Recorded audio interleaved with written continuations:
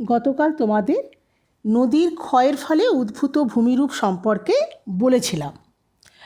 তো ওই যে নদীর ক্ষয়কার্যের ফলে যে সমস্ত ভূমিরূপ সৃষ্টি হয় সেগুলো নদীর কোন গতিতে লক্ষ্য করা যায়? সেগুলো মূলত পার্বত্য গতিতে বা উচ্চ প্রবাহে লক্ষ্য করা যায়। তার কারণটা কি? উচ্চ গতির প্রধান কাজই হলো ক্ষয় কাজ, এছাড়া সামান্য কিছু বহন ও সঞ্চয় কাজ করে থাকে। তাই ক্ষয়জাত ভূমিরূপগুলোর বেশিরভাগটাই কিন্তু দেখা যায় উচ্চ পার্বত্য অঞ্চলে। ঠিক আছে? আচ্ছা, আজকে আমি তোমাদের আলোচনা করব নদীর বহন কাজ সম্পর্কে। এখন নদীর তো তিনটে কাজ ছিল: ক্ষয় কাজ, বহন কাজ, সঞ্চয় কাজ। বহন মানে বয়ে নিয়ে যাওয়া। তা এখন দেখব নদী তার পদার্থগুলোকে, তার বোঝাটাকে, তার বস্তু ভারকে কীভাবে বহন করে। চারটে প্রক্রিয়ার মাধ্যমে নদী তার বহন কাজ সম্পন্ন করে। চারটে প্রক্রিয়া কি কি? 1 নম্বর হচ্ছে দ্রবণ প্রক্রিয়ায় বহন, দ্রবণ প্রক্রিয়ায় বহন। 2 নম্বর হচ্ছে ভাসমান প্রক্রিয়ায় বহন। 3 নম্বর হচ্ছে লম্ফদান প্রক্রিয়ায় বহন। আর 4 নম্বর হচ্ছে তোমার আকর্ষণ প্রক্রিয়ার মাধ্যমে বহন। প্রথমেই বলবো দ্রবণ প্রক্রিয়ায় বহনটা কিভাবে হয়। এখন জলের মধ্যে কিছুটা কিন্তু অ্যাসিড দ্রবীভূত থাকে। ওই দ্রবীভূত অ্যাসিডের প্রভাবে আমাদের শিলাস্তরগুলো, যেখানে মেনলি লবণ জাতীয় থাকে বা নরম শিলাস্তর থাকে বা ক্যালসিয়াম বাইকার্বনেট জাতীয় শিলাস্তর থাকে, সেগুলো গলে যায় এবং জলস্রোতের সঙ্গে বাহিত হয়। এটাই হচ্ছে দ্রবণ প্রক্রিয়ায় বহন। আর ভাসমান প্রক্রিয়ায় বহন সেটা কিভাবে হয়? আমরা আগের দিন বলেছিলাম যে ঘর্ষণ প্রক্রিয়ায় ক্ষয়ের ফলে শিলাখণ্ডগুলো ভাঙতে ভাঙতে নুড়ি, কাঁকর, বালি এবং শেষে পলিতে পরিণত হয়। তো সূক্ষ্ম যে বালিকণা, পলিকণা, সেগুলো জলের সাথে ভাসতে ভাসতে যখন এগিয়ে যায় তখন সেটাকেই বলা হচ্ছে ভাসমান প্রক্রিয়া। 3 নম্বর হচ্ছে লম্ফদান প্রক্রিয়া। বড় আকৃতির যে শিলাখণ্ডটা থাকে সেগুলো কি হয়, নদীর তলায় ধাক্কা খেয়ে লাফিয়ে লাফিয়ে এগিয়ে চলে। এটাকেই বলা হচ্ছে লম্ফদান প্রক্রিয়ায় বহন। আর আকর্ষণ প্রক্রিয়া বহন কোনটা? নদীর তলদেশ দিয়ে স্রোতের টানে ছোট ছোট নুড়ি, পাথর, সেগুলো নিচের দিকে নেমে এলে তাকে বলা হচ্ছে আকর্ষণ প্রক্রিয়া। মানে টেনে নিয়ে যাচ্ছে যেটা। হ্যাঁ, নদীর জলও নামছে, তার সঙ্গে ওইগুলো নামছে, নিচের দিকে নামছে, ভাসতে ভাসতে নয় কিন্তু গড়িয়ে গড়িয়ে নামছে। সেটাই হচ্ছে আকর্ষণ প্রক্রিয়ায় বহন। এইবারে দেখব নদীর যে বহন ক্ষমতা সেগুলো কোন কোন বিষয়ের উপর নিয়ন্ত্রণ করে। আগের দিন যেমন বলেছিলাম নদীর কাজ বা নদীর ক্ষয় কাজ 4টে বিষয়ের উপর নিয়ন্ত্রণ করে।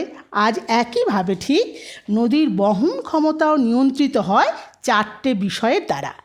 1 নম্বর হচ্ছে নদীপথে ঢালের পরিমাণ। ঢাল যদি বেশি হয় তাহলে তার বহন ক্ষমতা বাড়বে। 2 নম্বর হচ্ছে গতিবেগ। গতিবেগের সঙ্গে ঢালের সম্পর্ক আছে। ঢাল বাড়লে গতিবেগ বাড়বে, গতিবেগ বাড়লে বহন ক্ষমতাও বাড়বে। 3 নম্বর হচ্ছে জলের পরিমাণ। যদি জলের পরিমাণ বাড়ে তাহলেও কিন্তু গতিবেগ বাড়ে, ফলে বহন ক্ষমতাও বাড়বে। আর হচ্ছে বস্তুভারের পরিমাণ ও আয়তন। যদি বস্তুভারের পরিমাণ প্রচুর হয় তাহলেও বহন ক্ষমতা বেশি হবে। আর যদি বেশি বড় আকৃতির পদার্থ থাকে তাহলে বহন কম হবে। আর যদি সূক্ষ্ম আকৃতির পদার্থ বেশি থাকে তাহলে কিন্তু বহন ক্ষমতা বেশি হবে।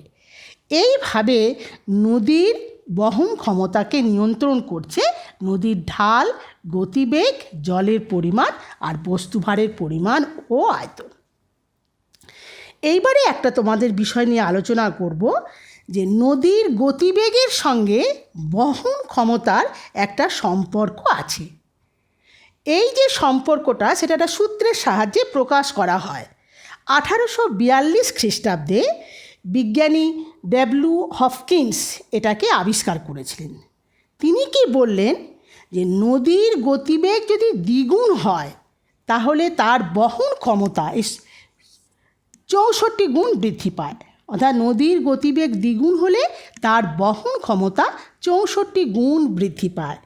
এটাকেই বলা হয়ে থাকে ষষ্ঠ ঘাতের সূত্র। ঠিক আছে, কে আবিষ্কার করেছিলেন সূত্রটা? W Hopkins. হ্যাঁ, ডব্লিউ হপকিন্স 1842 খ্রিস্টাব্দে। ঠিক আছে, এইবারে বলবো জলপ্রবাহের মাপার এককটার নাম কি। নামটা হচ্ছে কিউসেক বা কিউমেক। হ্যাঁ, কিউসেক বা কিউমেক। তো এই গেল নদীর বহন কাজ। এখন তোমাদের মনে প্রশ্ন আসবে, নদীর বহন কাজের ফলে কি কোনো ভূমিরূপ সৃষ্টি হয় না? বহনমান তো বয়ে নিয়ে যাচ্ছে, তাহলে ভূমিরূপটা স্থায়ী হবে কি করে? সেই জন্যে মূলত নদীর ক্ষয় কাজ এবং সঞ্চয়ের ফলেই ভূমিরূপগুলো সৃষ্টি হয়ে থাকে। এখন আমি তোমাদের সঞ্চয়ের ফলে কি কি ভূমিরূপ সৃষ্টি হয় সেইগুলো সম্পর্কে আলোচনা করছি। তো সঞ্চয় কাজ, হ্যাঁ, সঞ্চয় কাজের ফলে কি কি ভূমিরূপ সৃষ্টি হয়। এখন নদীর, তার আগে একটু বলে নিই, নদীর যে সঞ্চয়টা করে, এই সঞ্চয়ের পরিমাণটা কোন কোন বিষয়ের উপর নির্ভর করবে? 1 নম্বর হচ্ছে যদি ঢালের পরিমাণের উপরই নির্ভর করবে। ঢালের পরিমাণ যদি খুব কমে যায় তাহলে কিন্তু নদীর গতিবেগ কমে যায়, তখন স্বাভাবিক কারণেই সঞ্চয়ের পরিমাণটা বেড়ে যায়। আর 2 নম্বর হচ্ছে জলের পরিমাণ যদি তোমার কমে যায় তাহলেও কিন্তু সঞ্চয়ের পরিমাণটা কমে যাবে। ওখানে জলের পরিমাণ বাড়লে বহন বা ক্ষয় বেড়েছিল, কিন্তু জলের পরিমাণ যদি কমে যায় তাহলে সঞ্চয়ের পরিমাণটা কিন্তু কমে যাবে। আর 3 নম্বর হচ্ছে বস্তুভারের পরিমাণ যদি বেশি থাকে তাহলে সঞ্চয়ের পরিমাণটা বেশি হবে। মনে থাকবে, মানে একই জিনিস, মানে বিভিন্ন জনের ক্ষেত্রে একই ভূমিকা নিয়ে থাকে, সঞ্চয় কাজের ক্ষেত্রে, ক্ষয়ের ক্ষেত্রে। এখন নদী যে সঞ্চয় কাজটা করে সেগুলোকে কিন্তু নুড়ি, কাঁকর, বালি, পলি, হ্যাঁ, তাদের আকৃতি অনুসারে সাজাতে সাজাতে এগিয়ে যায়। বড় আকৃতির প্রস্তরখণ্ডগুলোকে আগে জমা করে, তারপর তার থেকে ছোট সাইজ, তারপর তার থেকে ছোট সাইজ, আর সূক্ষ্ম পলিগুলোকে একদম শেষ পর্যন্ত, মোহনা পর্যন্ত সমুদ্রে নিয়ে গিয়ে ফেলছে। হ্যাঁ, এই হচ্ছে সঞ্চয় কাজ। এখন দেখি নদীর সঞ্চয় কাজের ফলে কি কি ভূমিরূপ সৃষ্টি হয়। নদীর সঞ্চয় কাজের ফলে যে সমস্ত ভূমিরূপ সৃষ্টি হয় তার মধ্যে উল্লেখযোগ্য যেটা হচ্ছে, আচ্ছা আগে আমি তোমাদের একেবারে লিখিয়ে দিচ্ছি যে কী কী ভূমিরূপগুলো সৃষ্টি হয়, তারপর একে একে আলোচনা করব। পলিশঙ্কু, পলিশঙ্কু, ঠিক আছে, ও পলল ব্যজনী, পলল ব্যজনী। 2 নম্বর হচ্ছে তোমার নদী বাঁক ও মিয়েন্ডার, নদী বাঁক ও মিয়েন্ডার। 3 নম্বর হচ্ছে অশ্বক্ষুরাকৃতি হ্রদ, অশ্বক্ষুরাকৃতি হ্রদ। 4 নম্বর হচ্ছে তোমার নদী চর, নদী চর। 5 নম্বর হচ্ছে নদী দ্বীপ, নদী চর, নদী দ্বীপ। পরে যেটা হচ্ছে প্লাবনভূমি, প্লাবনভূমি।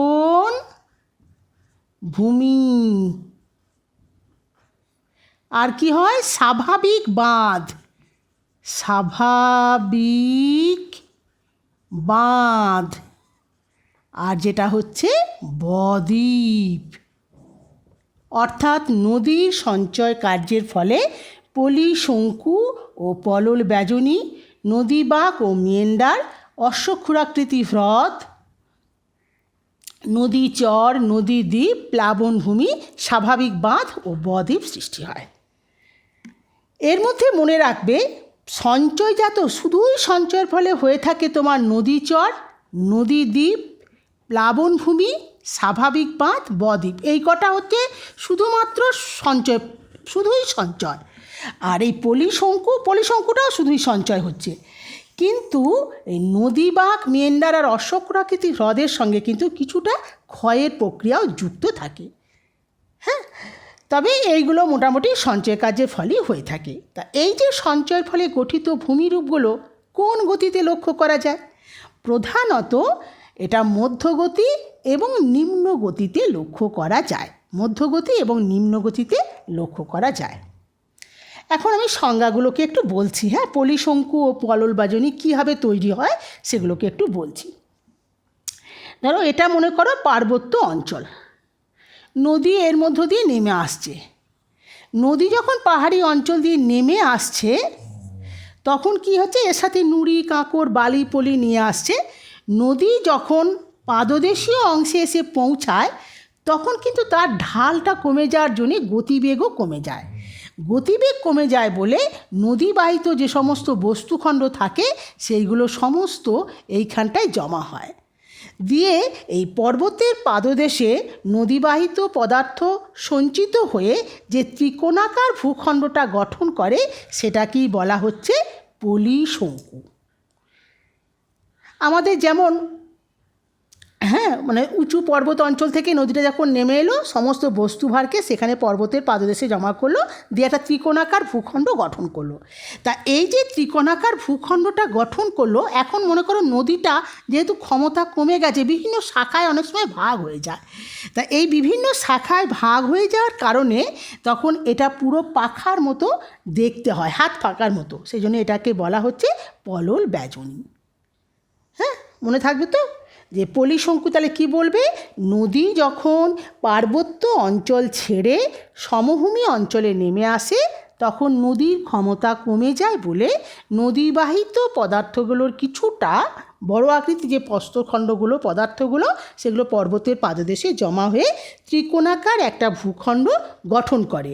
এটাকেই বলা হচ্ছে পলিশঙ্কু। আর পলিশঙ্কুর মধ্য দিয়ে নদী যখন বিভিন্ন শাখায় ভাগ হয়ে এগিয়ে যায় দিয়ে তখন সেটা হাত পাখার মতো দেখতে হয় বলে এটাকে বলা হচ্ছে পলল পাখা। আমাদের উত্তরাখণ্ডের ঋষিকেশে গঙ্গা নদীর গতিপথে এরকম পলল শঙ্কু পলল ব্যাজনী লক্ষ্য করা যায়। ঠিক আছে, 2 নম্বর হচ্ছে নদী বাঁক ও মিয়েন্ডার। এখন দেখো এই যে নদী বাঁক ও মিয়েন্ডার মধ্য গতিতে নদীর ক্ষমতা কিন্তু অনেকটা কমে যায়, যেহেতু ঢালের পরিমাণ কমে যায় তাই গতিবেগ কমে যায়। তার জন্য নদী যদি তার প্রবাহ পথে কোনো বাধা পায়, এটা মনে করো নদীটা এইভাবে যাচ্ছিল, বাধাটা পাওয়ার কারণে নদী তখন আঁকাবাঁকা পথে বয়ে যায়। বাধা পাওয়ার জন্য নদী তখন আঁকাবাঁকা, কোনো বাধা পেলে সেই বাধাটাকে অতিক্রম করে নদী আঁকাবাঁকা পথে বয়ে যায়।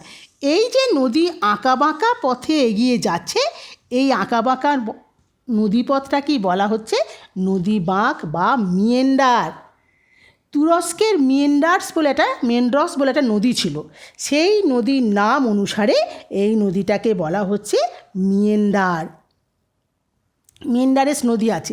তাহলে আঁকাবাঁকা নদীর গতিপথকেই বলা হচ্ছে মিয়েন্ডার, অর্থাৎ মধ্যগতিতে নদীর গতিবেগ কমে যাওয়ার কারণে নদীর ঢাল অনেকটা কমে যায়, ফলে গতিবেগও কমে যায়, ফলে নদী বাধা পেলে আঁকাবাঁকা পথে প্রবাহিত হয়।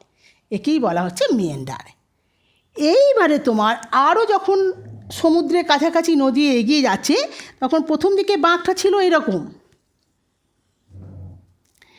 একটা সময় দেখা যায় যে এই যখন নদী বাঁকা বাঁকা পথে যাচ্ছে নদীর জলটা যেখানে এসে ধাক্কা মারছে সেখানটা কিন্তু ক্ষয়প্রাপ্ত হয়, দিয়ে এই অবতল দিকটাতে একটা খাড়া পাড় সৃষ্টি হয়।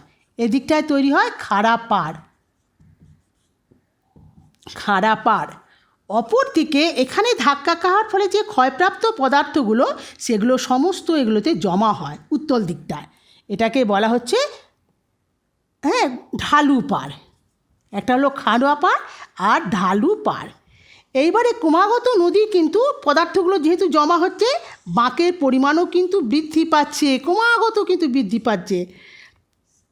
এইখানে পদার্থের পরিমাণ বেড়ে যাচ্ছে, এইখানে নদীবাহিত পদার্থের পরিমাণ বেড়ে যাচ্ছে।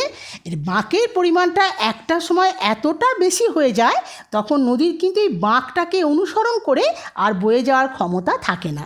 তখন এই একটা বাঁক পরবর্তীকালে খুব কাছাকাছি, দুটো বাঁকের মুখ খুব পরস্পর কাছে চলে আসার কারণে এই বাঁকটা কিন্তু বিচ্ছিন্ন হয়ে যায়, তখন নদী আবার সোজা পথে বয়ে যায়।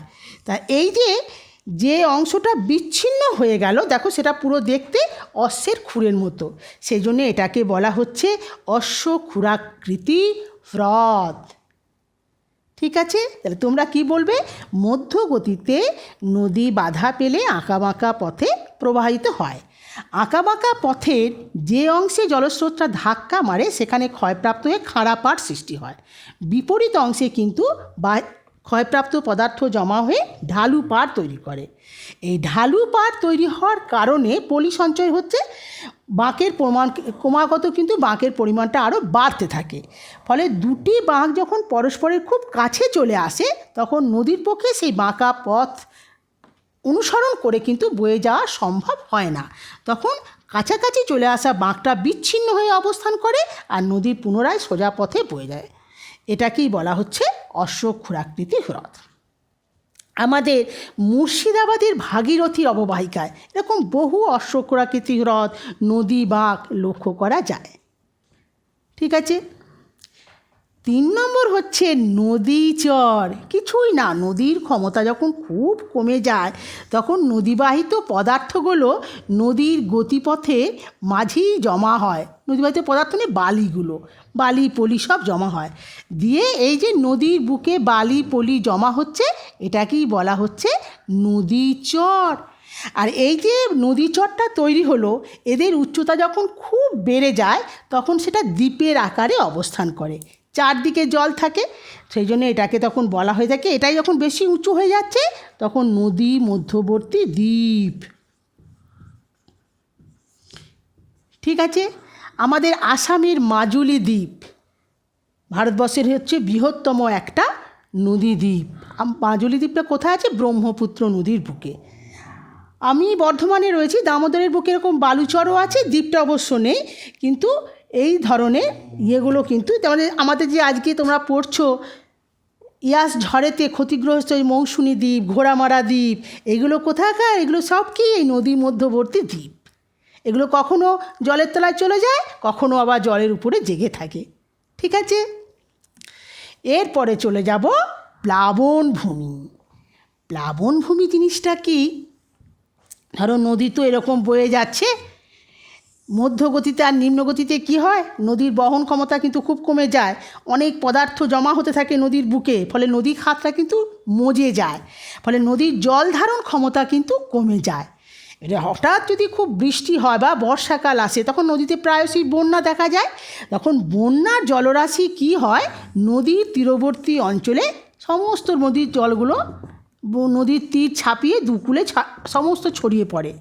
তা শুধু জল কি ছড়িয়ে পড়ে, এর সঙ্গে নদীবাহিত পদার্থগুলো তো এখানে জমা হয়, চলে যায়।